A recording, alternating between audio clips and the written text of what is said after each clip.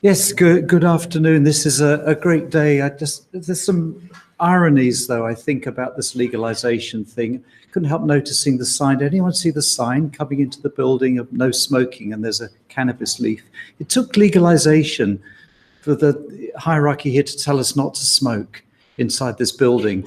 It also took legalization to make it impossible for us to buy cannabis tomorrow, but we can buy it today. So there's just some of these interesting little anomalies. I think also I've heard the police say over the next year they're going to be ramping up enforcement of cannabis laws. It's taken legalization that pretty much don't enforce. Well, there's a bit of a problem. There quite a few people have cannabis convictions, and we don't want that.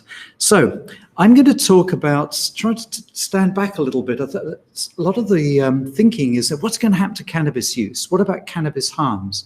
I think we have to look at the whole marketplace of recreational drugs. They all compete with each other, and what's going to happen. So I've got a little thesis, but I think that the main point is like Adam said at the beginning, there's so many research questions out there, and I'm hoping this is something maybe Adam and others take on in the next decade, is to find out whether cannabis will substitute for alcohol. We've got some evidence, and I'll just try and give you a little rundown, as well as what the implications are. If cannabis is going to reduce alcohol consumption, what will that mean for public health and safety? So there are some clues. So this is not peer-reviewed research. This is a consulting company, Deloitte. I never know that. Deloitte, thank you. They get the big bucks for telling the big alcohol industries what will happen to their sales when cannabis is legalized. They did an analysis of the legalization situation in the States and find there's about a 4.5% drop in the sales of some beers when pot was legalized. So this is not peer-reviewed work, but let's just we'll talk about some other studies. I just want to repeat, but add to a little bit of Adam's summary of the harms. And okay, there's lots of questions around these. Our estimates in the cost study for Canada in 2014, 850 deaths, compared with nearly 15,000 for alcohol in 2014. The other comparison, though, is the number of ways in which they can harm us. So for alcohol, there's different ways of counting. Some people say it's more than 300 conditions. It can kill you in more than 300 ways, or 50 to 60 major categories of injury and illness. Whereas for cannabis, it's really 4, roughly. And the substance use disorder, well, it's a harm, maybe not a cause of death, impaired driving. Lung cancer, we took the view that there's biological plausibility along the lines and some evidence, at least for the heaviest users, that aren't smoking. And that was a weakness in that very good study, didn't have many heavy users. Also psychotic illness, and part of our reference here is the WHO's Global Burden of Disease studies, a whole series of studies trying to estimate harm from preventable risk factors like substance use in the world, in the whole world. And their take, and they've got scores of scientists working on these issues all over the world. We've collaborated with some, and that the standard at the moment is to assume that heavy cannabis use is a risk factor for psychotic illness in terms of precipitating it in vulnerable people.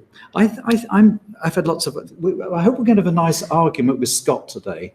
Scott, my dear colleague, Scott MacDonald, I've enjoyed so many arguments with you, so many things we disagree on. And one is he's very skeptical about this evidence for cannabis and psychosis. I think it's quite strong, and it's a concern. And the WHO takes the view that it at least extends the duration of psychotic illnesses. Anyway, that might have occurred anyway. So no comparison.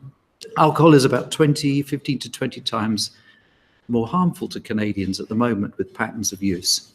Now, will it increase the consumption of alcohol? Economists tell us so. Very clever economists who have reviewed the literature have predicted changes in price and consumption. There's various evidence in terms of some of the outcomes that have been observed in Oregon, for example. When some of the studies have found little effect when looking at adolescents. And I think you would predict of all the groups that are going to be most affected by legalization, there's all this concern about youth, But I mean, it still should be hard for them to access cannabis. In fact, it might be harder. And you think of the situation with tobacco, there's more teenagers using cannabis than tobacco, and tobacco is the legal product. It's not clear to me that you should expect to see an increase in cannabis use among adolescents.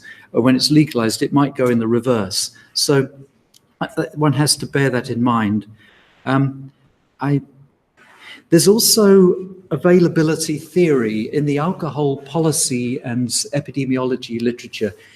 We've been studying this for decades. It's very, very clear that by and large, it's this very general rule, the more convenient the access to alcohol, the more affordable, the less restrictions on promotions and marketing, the more people use. And this applies to all products. It's shoes, cornflakes, automobiles, jackets, you name it. If the more available and accessible and convenient and affordable they are, the more people use them.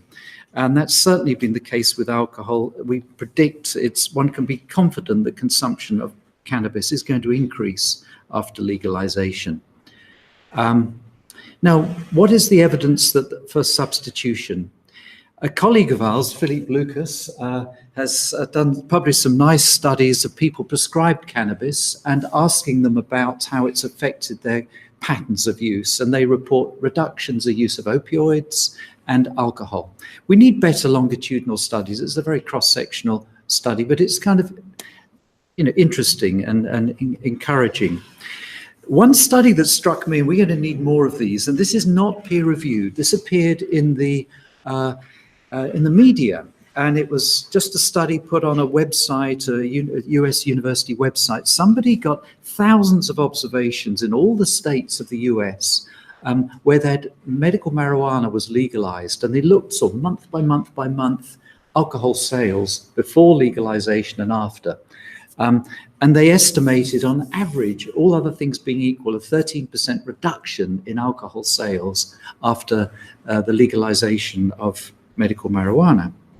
There's been a systematic review of this, but it's full of studies with very different designs, suffering from a lot of individual level studies and the self-report nature of this. But nonetheless, there's a slight preponderance of evidence favoring substitution as opposed to additive effects. But we don't know which is going to win out in Canada. Lots of things will come into play. Are people going to be allowed to smoke cannabis in bars? Are there going to be places where people can only smoke cannabis or use cannabis and not alcohol? This is going to shape the answer. But there's reasons to think that it's quite likely there will be some substitution. So we have a wonderful model for estimating what, if you get a change in alcohol consumption, and this is used in a lot of our studies, what does that mean for deaths and hospital admissions attributable to alcohol? And applying this program to Canada, it's what drove our cost study that took 12 people 2 years to produce. We just ran the numbers again, and if alcohol consumption was 5% lower, just suppose cannabis substituted, reduced sales by 5%, it could be more, we'd have 792 confidence intervals around that, say nearly 800 alcohol attributable deaths, nearly 6,000 fewer alcohol attributable hospital admissions. And my final slide just shows for hospital admissions how we'd predict if there was a 10% reduction in alcohol sales, you'd get further reductions in hospital admissions. So this is a really big question, and I hope somebody's going to be observing this very carefully. We shouldn't just narrowly look at cannabis-related outcomes. We need to look at impacts for all the different substances, especially the most prevalent ones like alcohol and these days opioids. So I'll leave it there. Thank you.